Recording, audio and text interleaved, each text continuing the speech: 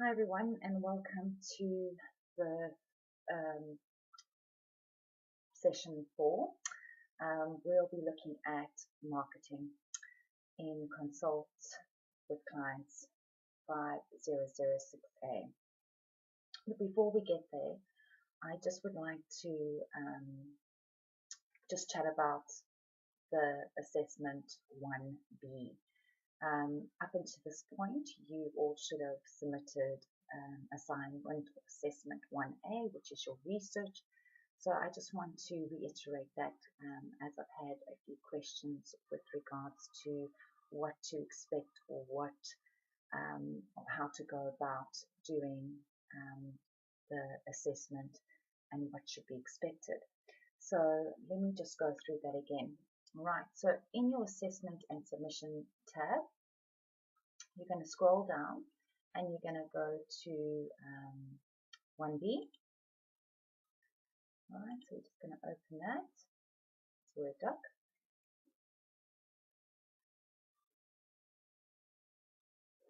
And this is what you need to address in which you would be assessed on. So as you will know that it is compulsory one-on-one meeting where I will be observing you having that talk with the client of the Cumberland Hotel, where you'll be in a position to ask the necessary questions and be able to create a connection with the client so that you can be able to continue and finish creating the design brief. All right, so this is a observation assessment where you'll be observed. All right, so if you read here, this is your student guide. You'll see that the task you'll be observed undertaking presentation, preparation, looking at confidence, personal attire, knowledge of the site, temperament, completion of essential questions for assessment 1A.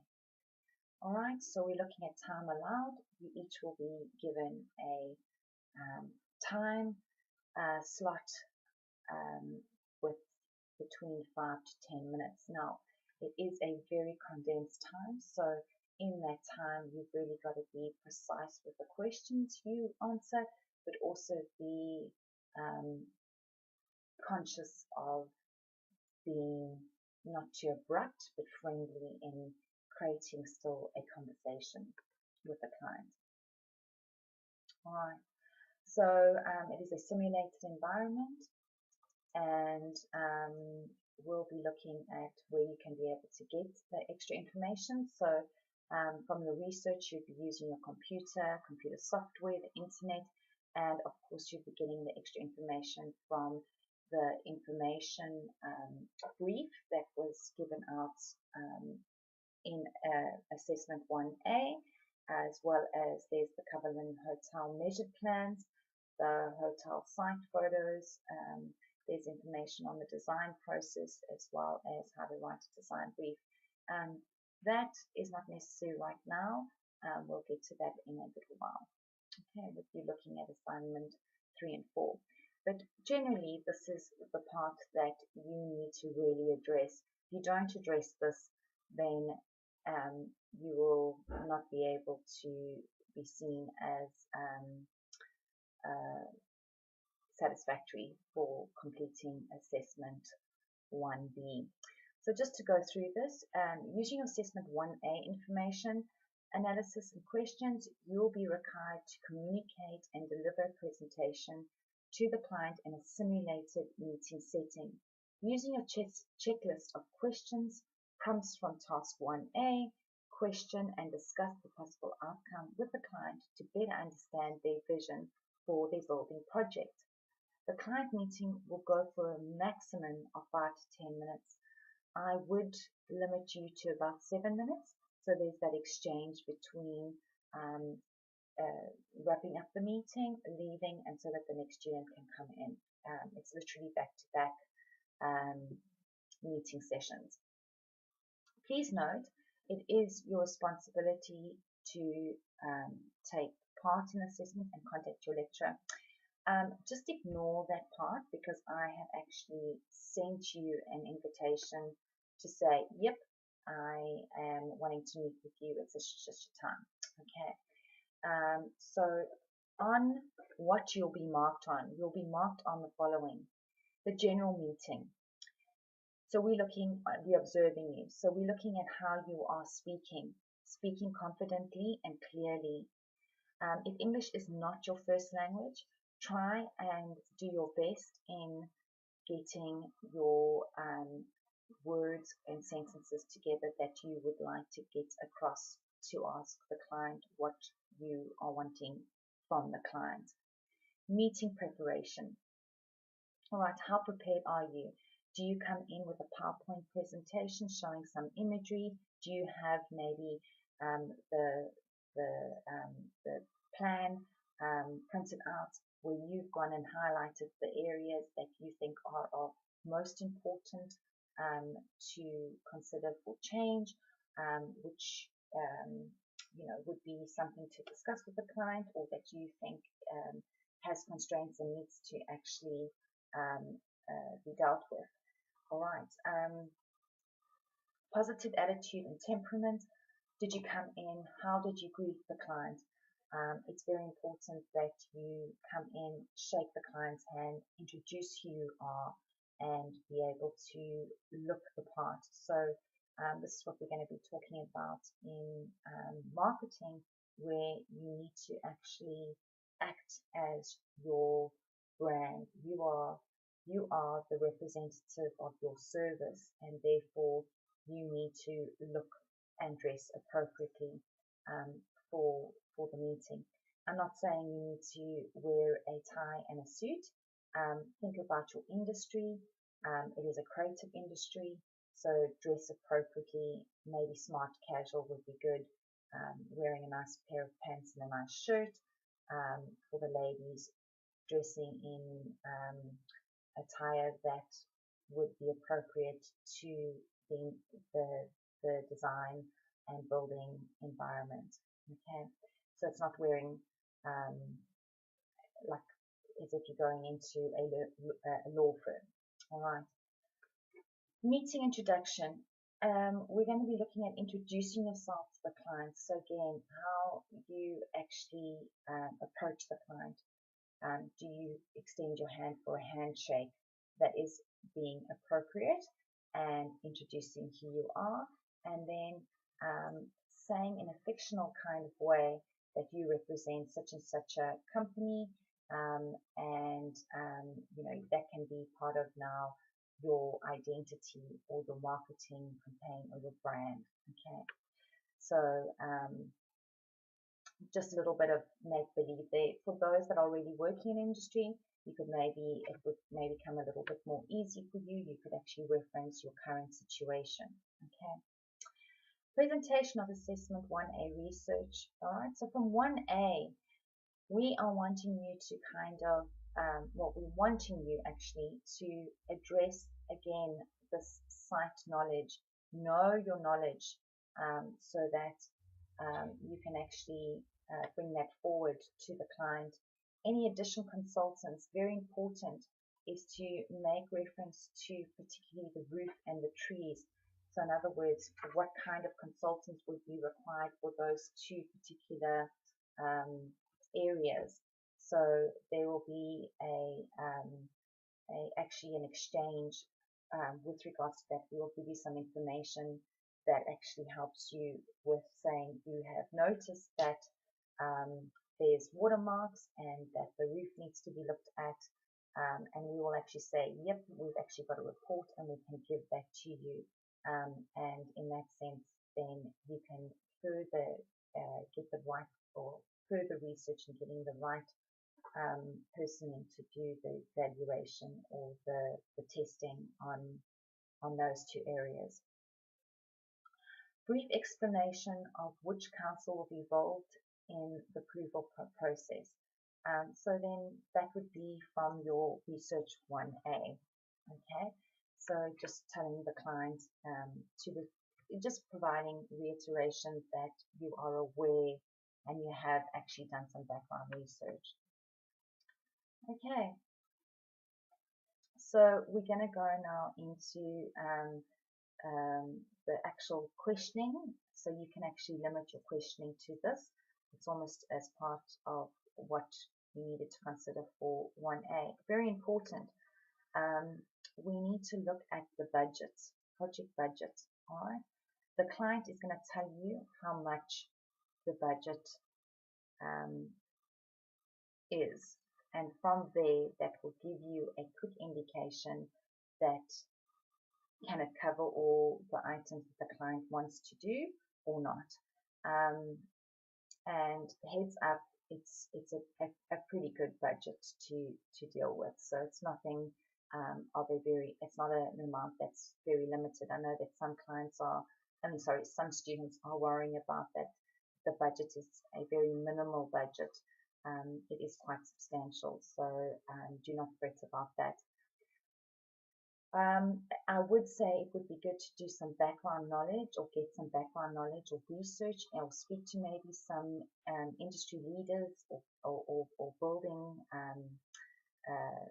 designers out there that are practicing and get an idea of roughly what the cost per meter squared would be to do maybe for residential or do for an environment such as this. Okay, that information you can be able to retrieve that, and it just gives you a quick calculation that can you do X, Y, and Z with what the client is actually wanting to achieve.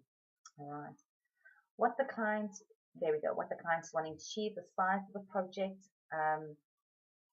Here you are wanting to ask with regards to what the client, or nailing down exactly what the client wants to do. So say to them, what are you actually wanting to achieve?